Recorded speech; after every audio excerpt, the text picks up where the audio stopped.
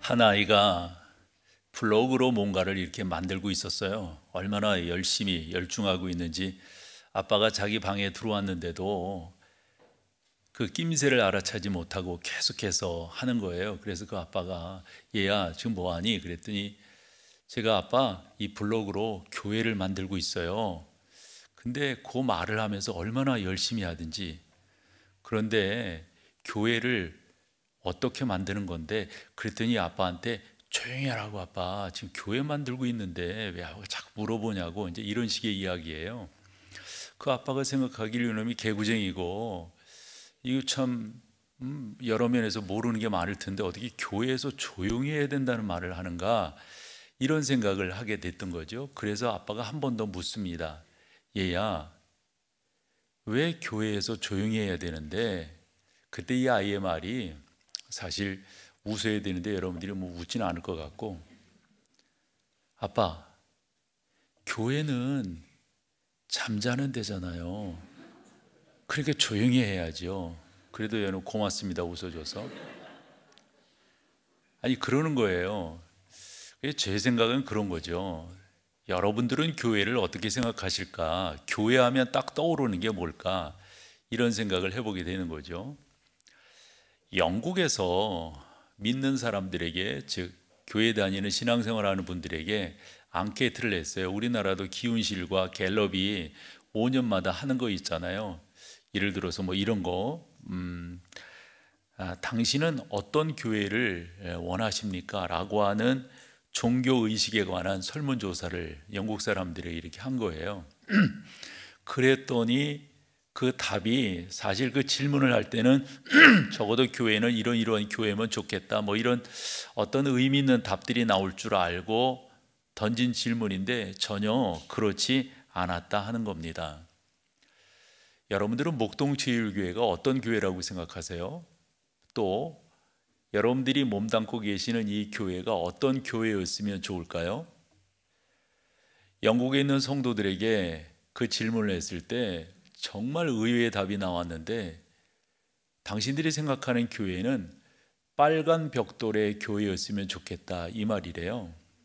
그래서 붉은색 벽돌이라고 하는 게 사실 의미가 없는 건 아니죠.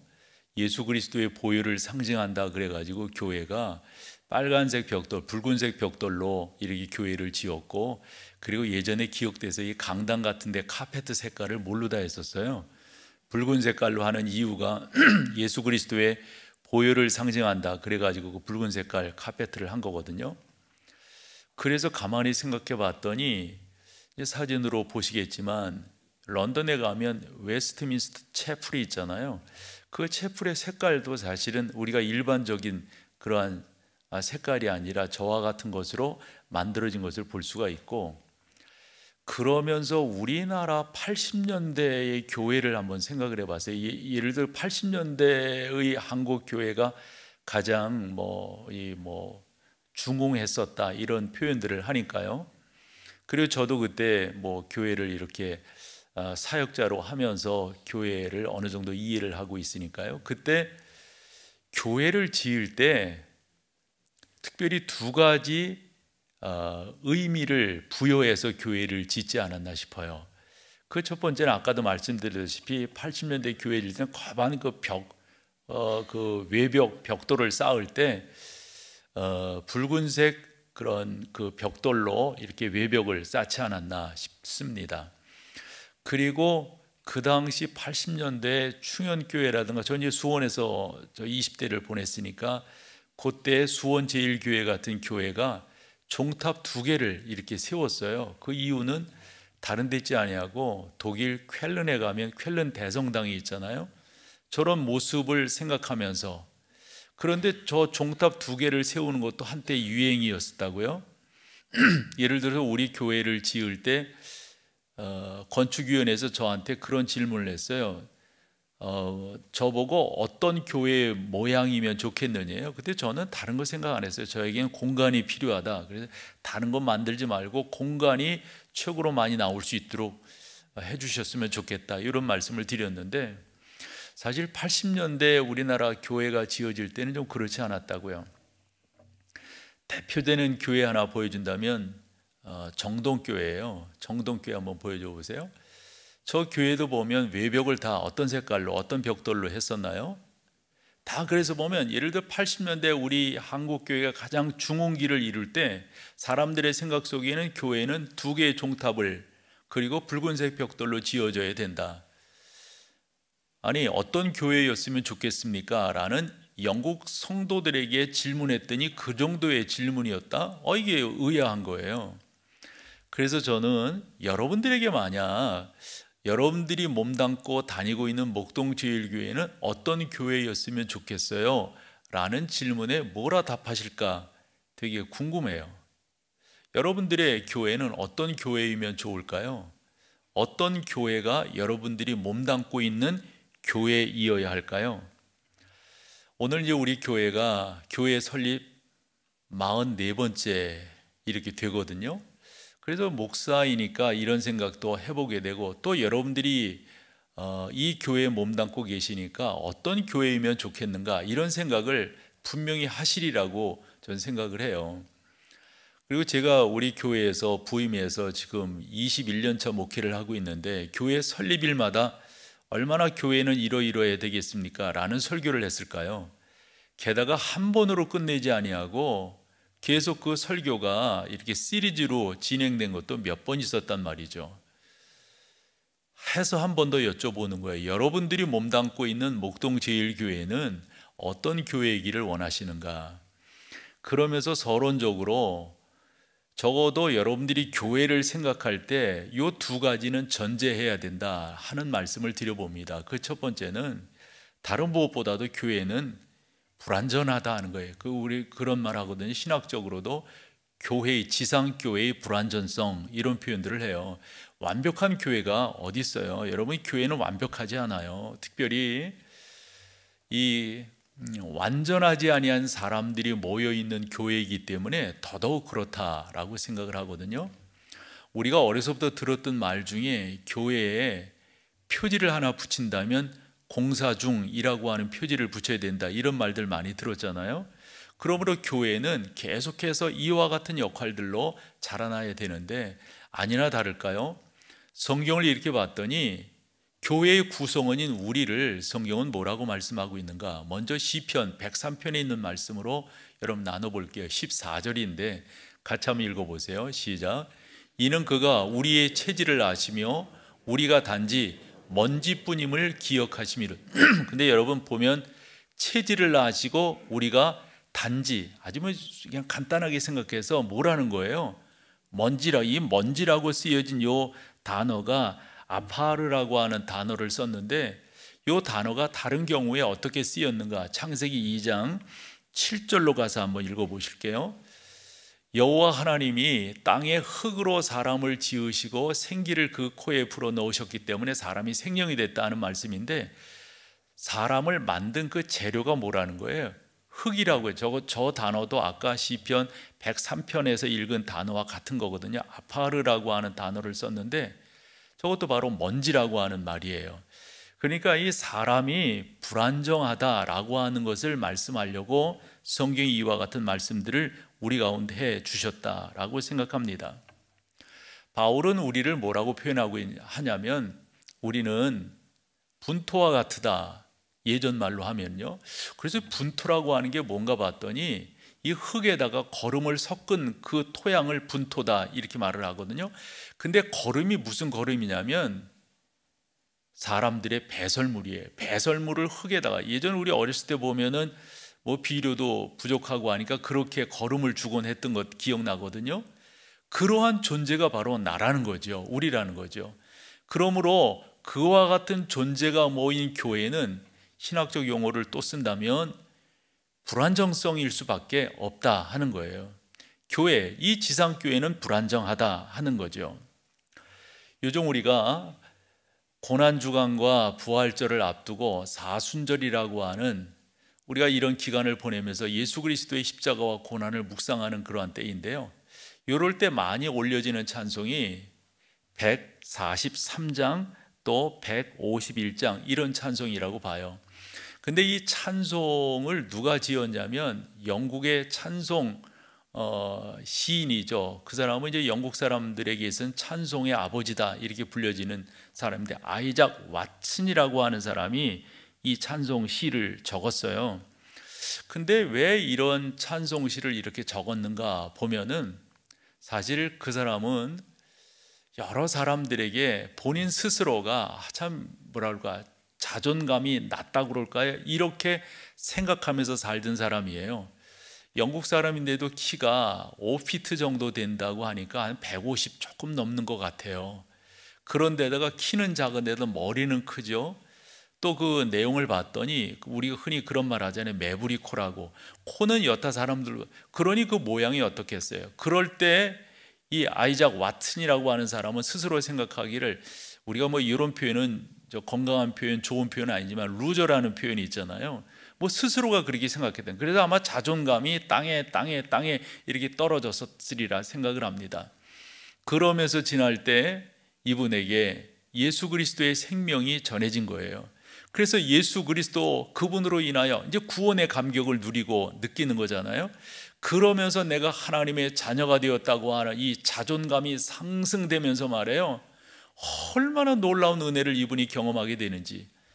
그래서 영국 찬송가에 있어서 이 아이작 왓슨이 기록한 이 찬송이 750곡 정도가 된다고 하니까, 그 750곡 중 우리 찬송가에도 몇 곡이 있는데, 그 중에 대표적인 찬송을 꼽으라고 한다면 151장과 143장을 꼽을 수 있어요. 가사말이 이렇습니다. 만왕의 왕 내 주께서 왜 고초당했나. 이거 우리 다 알잖아요. 근데 그 다음 가사가 뭡니까?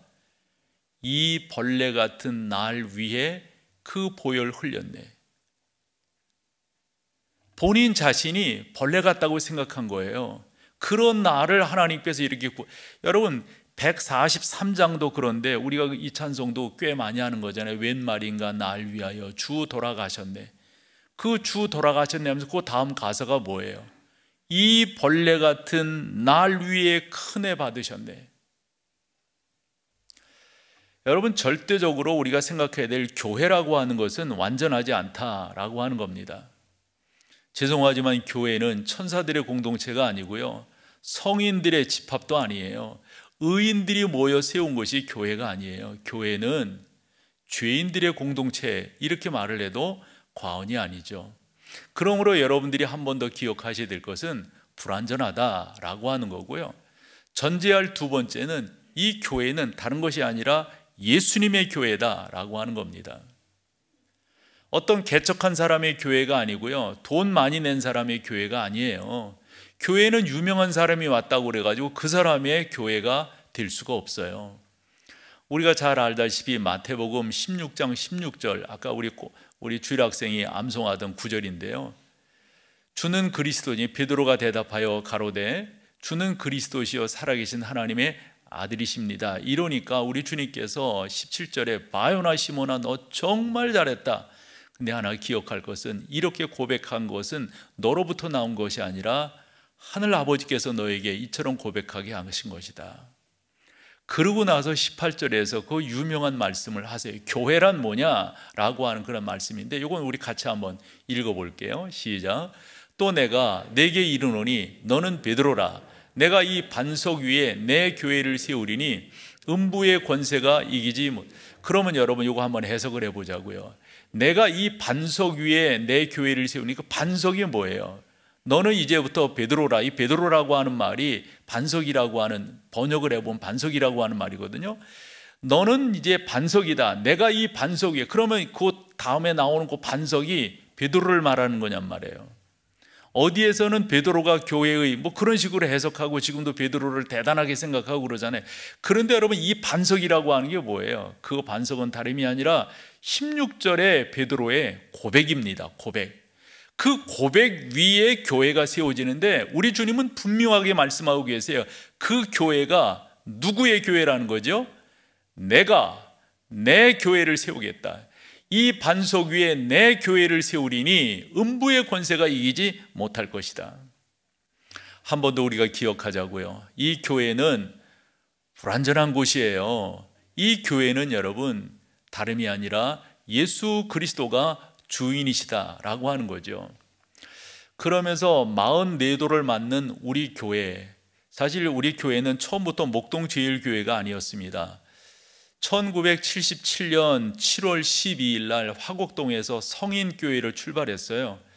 그러면서 교회가 막 부흥하고 이렇게 되어질 때 교회를 지으려고 하니까 그 동네 사람들이 반대 어쩔 수가 없어서 다른 곳으로 옮겨야 되겠다 싶던 중 요 자리입니다. 요 자리. 그 당시 요 자리를 정부로부터 종교 부지를 받은 교회 이름이 목동제일교회였어요.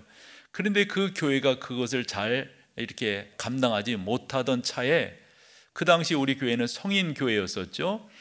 그 성인교회 거기서 지을 수가 없어서 이곳에 토지, 그리고 교회 이름까지 받아가지고 1988년 3월 1일 날 이 교회 이 자리에서 먼저 교회당을 시공하게 됩니다. 그리고 1년 남짓 걸려서 89년 4월 23일 날 입당을 하게 된다고요. 그러면서 이제까지 교회가 온 거거든요. 우리 교회가 44년간 이렇게 은혜 가운데 진행해 오는데, 여러분, 그래서 여러분들이 이 교회 멤버가 된 거잖아요. 그렇다고 하면 여러분들은 어떤 교회 다니고 싶으시고, 여러분들의 교회는 어떤 교회이기를 원하고 바라시는 걸까요? 목사인 저도 이런 교회에서 목회하고 싶고 이런 교회를 만들어가고 싶거든요. 그래서 오늘 여러분과 같이 나누게 되는 것은 에베소서를 지난주간 지지난주간 이렇게 보면서 오늘 교회의 생일이어서 에베소서를 이렇게 들여다볼 때 22절과 23절을 통해서 교회는 어떤 교회여야 할까 교훈을 얻어서 오늘 상고해 보려고 하는데, 한 4가지 정도의 의미들을 이 안에서 끄집어낼 수가 있어요. 그래서 오늘 우리가 본문으로 봤던 22절을 보면 그를 만물 위에 교회의 머리로 세우셨다. 바로 여기서 그는 예수 그리스도이십니다. 23절에 교회는 그의 몸이라고 말씀하고 있고요. 4장으로 가서 4장 25절엔 뭐라고 말씀하냐면 우리는 그의 지체다, 이렇게 말씀하고 있습니다. 5장 30절에 우리는 그 몸의 지체라, 이렇게 되어져 있습니다.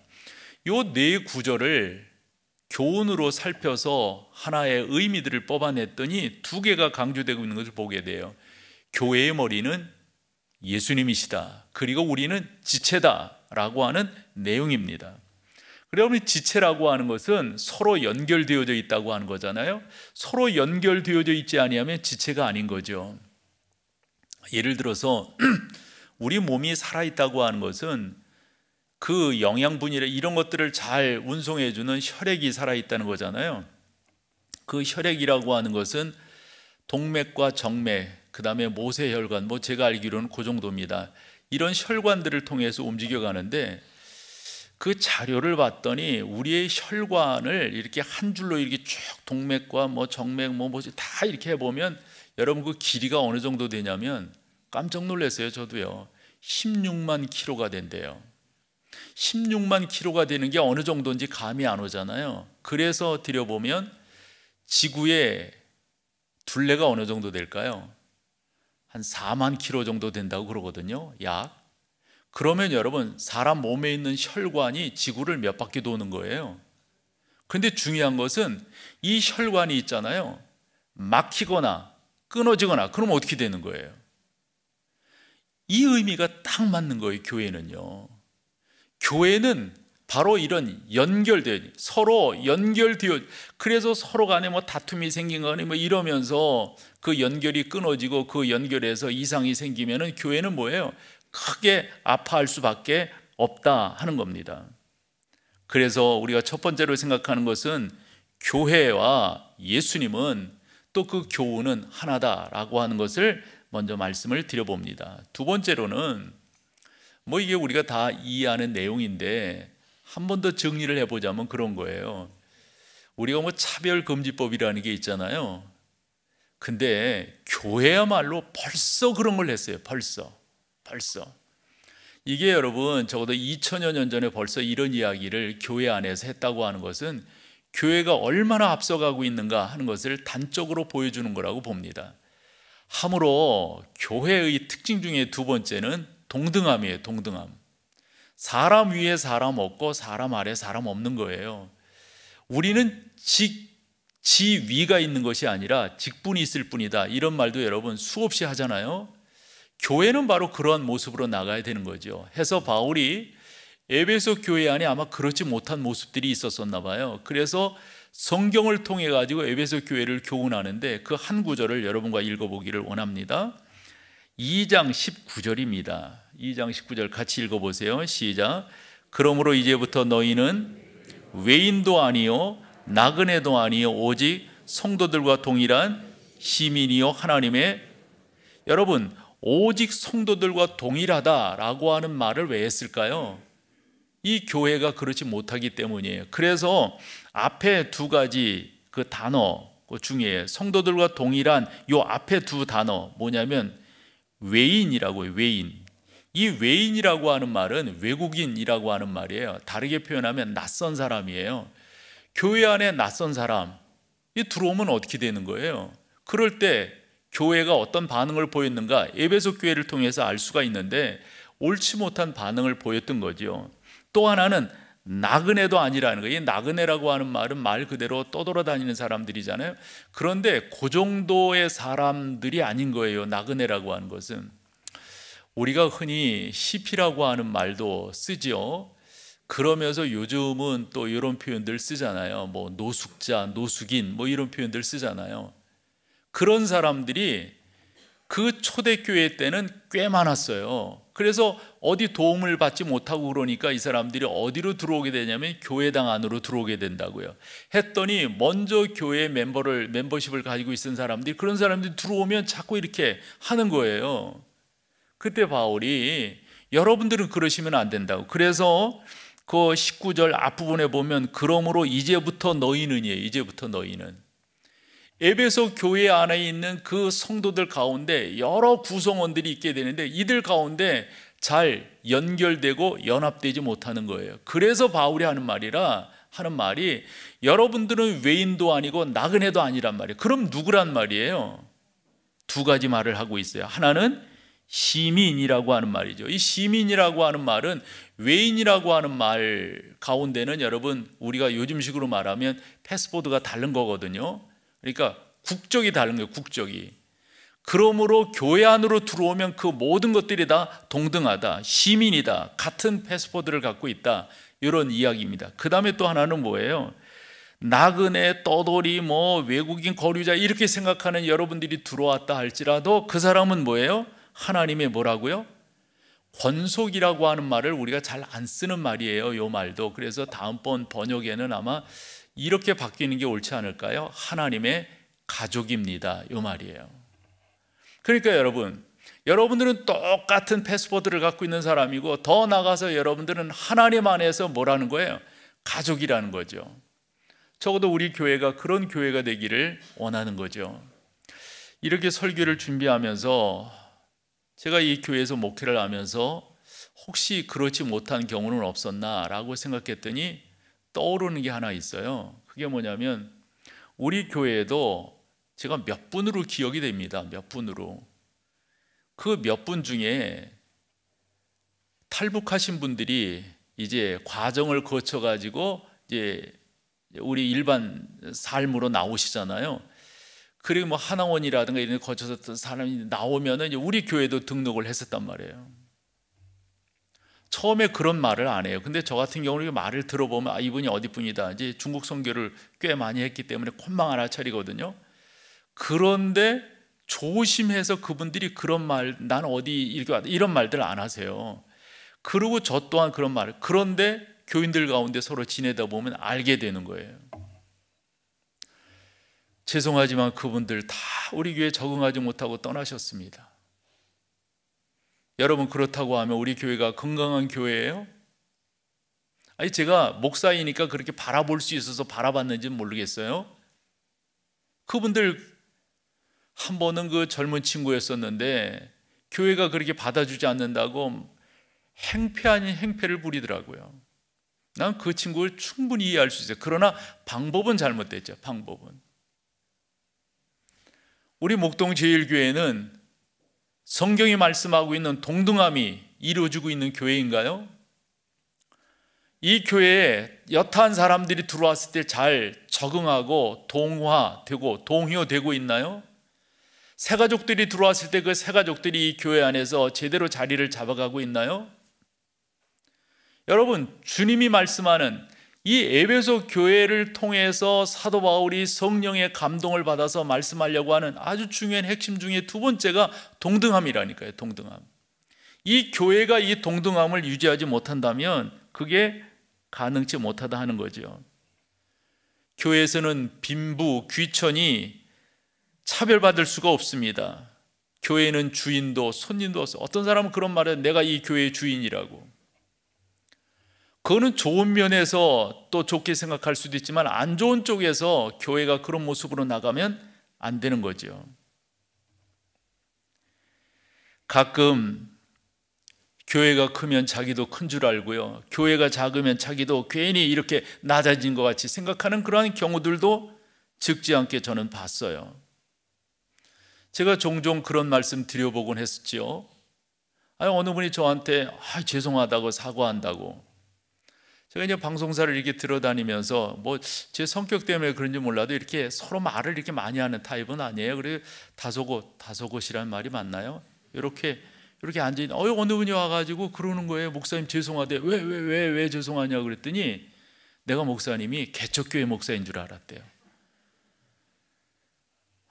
참 속에서 개척교회 목사가 이렇게 잘난 사람 봤어요? 라고 말하고 싶었어요. 웃자고 하는 이야기지만 개척교회 목사는 어떤데? 교회 좀 크면 말이요, 거들먹댄다는 말도 좀 조심스러운 말인데, 그렇지 않으면 우리 교회는 좀 조그마서요? 왜 그렇게 사는 건데? 왜? 주 안에서 큰 게 뭐고 주 안에서 작은 게 뭐냐고요. 죄송하지만 목회자들 모임에도 아주 많이 나타나는 현상들이에요. 그러면 그 앞에 다른 목사들은 가서 조아리고 말이에요. 조아린다는 말도 이 적절한 표현은 아니지만은, 어느 목사님 예화집에서 봤는데요, 당신 교회를 다니던 한 여집사가 미국에 이민을 갔나 봐요. 근데 남편 따라서 그래서 한 5년 정도 살다가 아마 이 목사님에게 상담을 요청한 것 같아요. 아직 교회를 정하지 못했다고, 어떻게 하면 좋겠냐고. 정하지 못한 이유가 뭐냐고 목사님이 물었더니 한국에서 신앙생활하던 그런 교회를 못 만났다는 거예요. 그러면서 자기는 뭐 전도훈련이라든가 제자훈련, 양육훈련, 뭔 훈련까지 받은 거 봤더니 호스피스 훈련까지 받았더라고요. 이분이 빨리 가시려고 그러는지 호스피스 훈련, 뭐 훈련은 다 받은 거예요. 근데 사실 저는 이렇게 생각해요. 너무 이런 거 많이 받는 것도 이게 병이라니까. 여러분들은 죄송하지만 다른 거에 바쁘셔야 돼요. 다른 거에 빈둥빈둥 돼가지고 교회에서 하는 거에 너무 이 목사가 이런 말해서 뭐한데, 그러면서 이 양반이 하는 말이, 목사님, 이 미국에서 이 양반이 어디서 하는지 몰라도 자기 수준에 맞는 교회를 만나지 못했다는 거예요. 한국에서 함께 신앙생활하던, 이분의 표현으로 모시던 이런 표현을 썼던데, 그런 목사님도 못 만났고 그런 설교도 들을 수 없어가지고 내가 5년 동안 방황하고 있다고.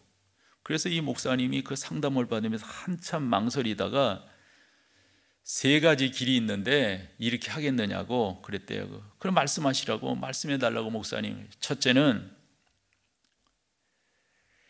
미약하고 힘없는 교회에 들어가서 내가 예수 그리스도의 제자가 되었다고 그러면서 그 교회를 섬겨라.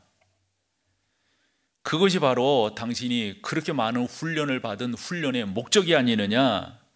이렇게 아마 되게 뭐랄까 마음에 안 들었을 거예요. 그때 이분이 원체 이 목사님이 유명한 목사님이신데, 두 번째 그래서 이렇게 말을 했대요. 그러면 한국으로 다시 가서 전에 다니던 교회에 출석을 하든가. 세 번째, 아니면 그 목사님을 미국으로 모시고 와서 교회를 개척하든가. 이런 거 있잖아요. 내 교회에서도 이렇게 보면은, 제가 제 표현이 좀 어색하면 이해해 주세요. 이걸 어떻게 말해야 되나? 너무 자기 잘난 맛에 신앙생활하는 사람들이 있다고요. 여러분, 예수 그리스도를 알면 알수록요, 바울의 표현이 맞는 거예요. 자기를 처복종시키게 돼 있어요. 예수 그리스도를 알면 알수록 여러분, 자기 부정이 강하게 나타난다니까요.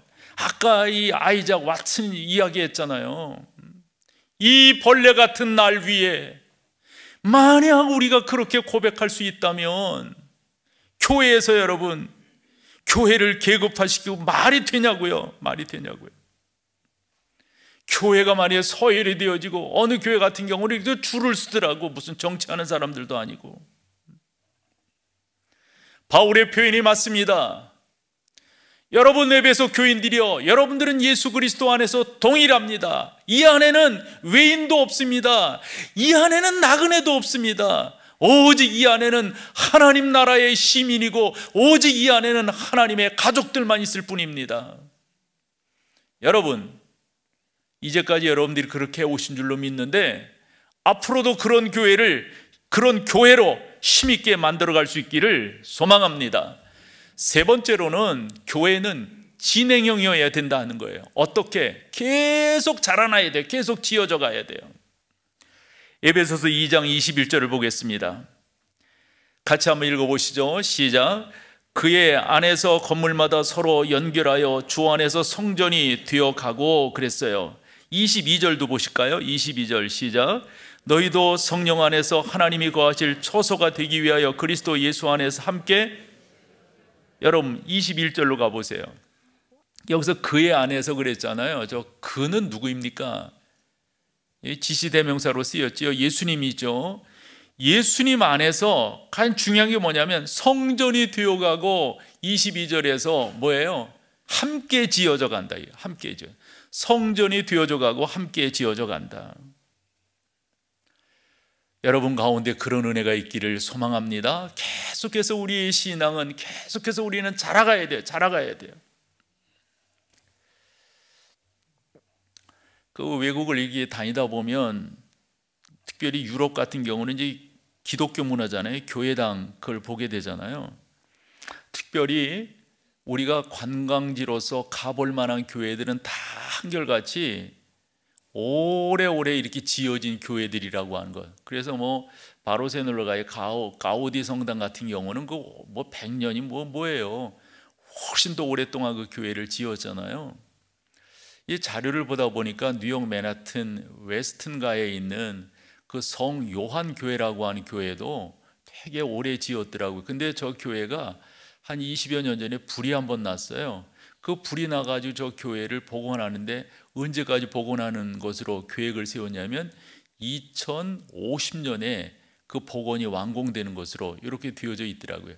말인즉슨 뭔가 되어지는 것은 오래오래 이렇게 되어져 간다.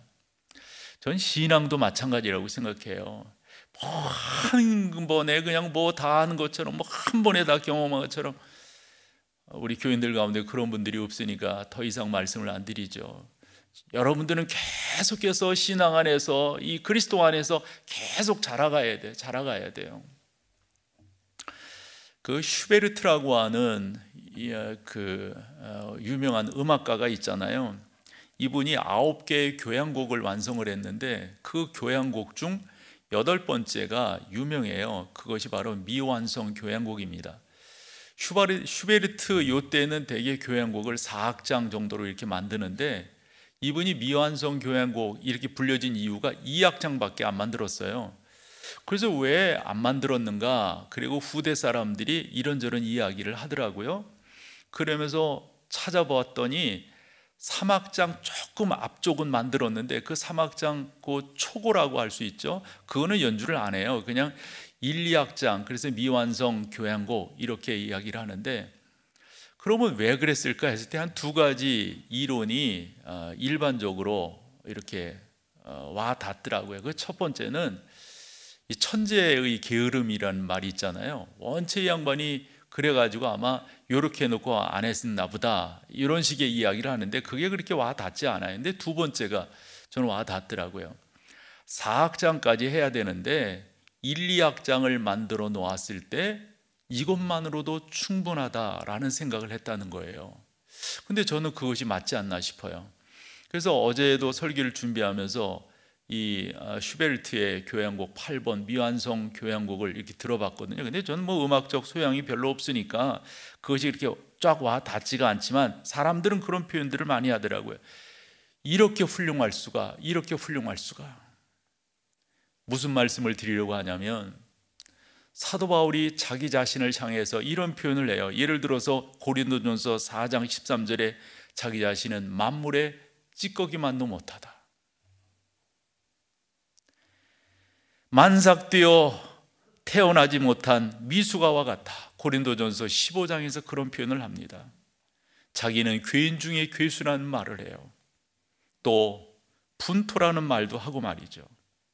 그런데 자기가 그런 자기인데 주께서 자기를 만지시니까, 주께서 자기를 이렇게 세워나가시니까 마치 미완성 교향곡과 같은 자기인데, 다 마무리되지 않은 자기인데 이렇게 훌륭할 수가 없다 하는 거죠. 말인즉슨 여러분들의 지금은 완전하지 않아요. 그러나 앞으로 더 만들어져 가셔서 또 세워져 가셔서, 그래서 바울은 그런 표현을 하더군요. 하나님께서 나를 동역자로 부르셨다고. 그리고 고린도전서 4장 1절과 2절에 보면 나를 하나님께서 일꾼으로 부르셨다고. 그런데 그 일꾼이 어떤 일꾼인가? 4장 2절에 봤더니 비밀을 맡은 일꾼이라는 거예요. 누구의 비밀일까요? 하나님의 비밀을 맡은 일꾼으로 나를 부르셨다 하는 거죠. 저는 여러분들과 계속해서 그렇게 자라가고 싶어요. 계속해서 주님을 찬양하고 싶어요. 마지막 한 가지는 에베소서 5장 29절을 통해서 교훈을 얻을 수가 있는데, 성경을 먼저 읽어볼까요? 같이 보죠. 누구든지 언제나 자기 육체를 미워하지 않고 오직 양육하여 보호하기를 그리스도께서 교회에게 함과 같이 하나니, 그랬어요. 근데 그 앞부분은 다 그렇다 치고 이 뒷말이 있잖아요. 교회에게 함과 같이, 누가? 그리스도께서 교회에게 함과 같이 이렇게끔 우리도 해야 된다 하는 거거든요. 근데 예전 성경에는 교회에게 함과 같이, 함이라고 하는 저 단어를 뭐로 설명을 했냐면 보양함이라고 썼어요. 보양이라고 하는 말이 뭐예요, 여러분? 보양이라고 하는 말이 그렇게 한다는 거예요. 교회를 그렇게, 그리스도께서 교회를 함과 같이 너희들도 교회를 그렇게 해라. 어느 정도로 보양하듯이, 뭐 영양분을, 건강을 이렇게 세워나가지, 그렇게 하라는 거예요. 그러면 좀 더 이해하기 위해서 그 앞에 바울이 교회가 어떻게 세워져야 될 것인가 하는 것을 예로 든 것을 보면, 결혼이라고 하는 것을 통해서 바울이 예를 들어요. 그래서 먼저 아내는 남편에게 뭐라고 설명을 하고 있냐면 복종해라. 그러면서 우리 주님께서 교회를 위해서 그렇게 사셨다는 거예요. 근데 복종이라고 하는 말이 요즘 잘 쓰는 말이 아니기 때문에 저는 이것을 결혼 주례라든가 이렇게 할 때는 존중이라고 하는 말로 바꾸거든요. 우리 주님께서 교회를 그렇게 존중하듯이, 그렇게 존대하듯이, 그렇게 교회를 세우기 위해서 우리 주님께서 그렇게 하듯이, 그 다음에 또 하나 이야기가 그거예요. 남편들아 아내에게, 그러면서 우리 주님께서 어떻게 교회에게 했다는 거죠? 자기 몸을 죽기까지 그렇게 사랑함으로 헌신하고 교회를 살렸듯이, 이제 여러분들이 그리스도께서 교회에게 함과 같이 여러분들도 그렇게 하셔야 된다 이거죠. 여러분들이 교회를 위해서 하시는 것은 뭘까요? 여러분들이 교회가 어떻게 세워지기를, 어떠한 교회가 되기를 여러분들이 원하시고 그렇게 수고하고 노력하고 계시나요? 꼭 여러분, 그냥 뭐 하시는 분이 없으시겠지만 좀 더 여러분들이 몸담고 있는 이 교회가 제대로 세워지게끔, 그래서 결론적으로 건강한 교회가 되려면 저는 이런 교회가 되면 좋겠다 싶어요. 그래서 저는 우리 교회에 부임해서 목회를 하면서 두 가지 캐치프레이즈를 걸었어요. 그 첫 번째는 그들이 그 일을 하게 하라. 두 번째는 건강한 교회를 세워가겠다. 그러면 건강한 교회는 그냥 되는 게 아니잖아요. 그 밑으로 세 가지를 강조하는데 그 세 가지의 내용이 바로 그런 거예요. 건강이라고 하는 게 뭘까요, 여러분? 그건 균형이거든요. 균형을 갖추는 거예요. 그래야만이 건강한 거니까요. 그래서 여러분들에게 4가지를 부탁드리려고 하는데, 이렇게끔 해서 우리 교회가 44년이 아니라 앞으로도 오랜 기간 동안 주님의 교회에서 든든히 세워져 나가기를 원하는데, 그 첫 번째는 제가 좀 부탁을 드릴게요. 여러분, 목사를 위해서 여러분들이 기도해 주십사 하는 거예요. 저는 여러분들이 이게 제가 젊었을 때는 이런 부탁을 못 드렸었어요. 왠지 좀 낯이 뜨끈뜨끈하고 그러더라고요. 근데 여러분, 목사가 뭐 건강하게 해주세요, 뭐 가정이 어떻게, 이런 기도보다도 목사가 성령 충만한 사람이 되게 해달라고, 성령의 사람이 되게 해달라고. 여러분, 제가 잘 서야 교회를 잘 세워갈 수가 있어요. 더불어서 저는 여러분들이 성령의 사람이 되도록 그렇게 설교하며 기도하며 여러분들과 같이 세워져 나갈게요. 두 번째, 다른 무엇보다 여러분, 이제 여러분들입니다. 여러분들이 건강하셔야 되는데, 어떻게 건강하셔야 되냐면 정신과 신앙이 건강해야 돼요. 정신과 신앙이라고 하는 것을 한목으로 묶어본다면 인격적이 돼야 되는 거예요. 인격적. 신앙생활은 다른 거 아닙니다, 여러분. 인격적이 되는 겁니다. 그 인격적인 것의 결론은 여러분 때문에 주변 사람들이 행복해야 되는 거예요. 저는 앞으로도 이런 교회가 우리 교회가 되도록 지속적으로 노력하려고 그래요. 그리고 세 번째는 뭐니 해도 여러분, 평안입니다. 평안한 교회가 되도록. 그래서 여러분들이 좀 부탁 하나 드린다면, 혹여 높아지고 뭐 서로 이렇게 각이 세워지고 그러시거들랑 그 자리에 스탑하시는 거예요. 왜? 평안을 해치게 되면 안 되니까. 그래서 교회는 우리가 중요하고 중요한 물건이, 사람 다 마찬가지잖아요. 고이 모신다는 표현이 있잖아요. 저는 교회가 그렇다라고 생각해요. 이상하게 여러분, 사람도 상처 나면요, 그거 쉽게 지어지지 않습니다.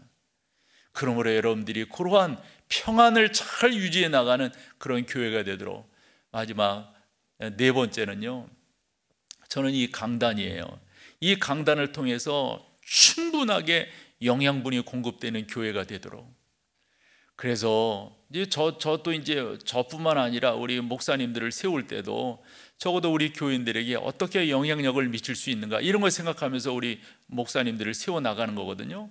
이런 교회가 되도록 여러분들이 힘쓰고 애쓰셔서 44년으로 우리가 만족할 것이 아니라 앞으로도 계속적으로 건강한 교회로 잘 세워져 나가도록 힘쓰고 노력하는 우리 모두가 다 되기를 축원합니다. 자리에 일어나셔서 우리 찬양함으로 주 앞에 나가겠습니다.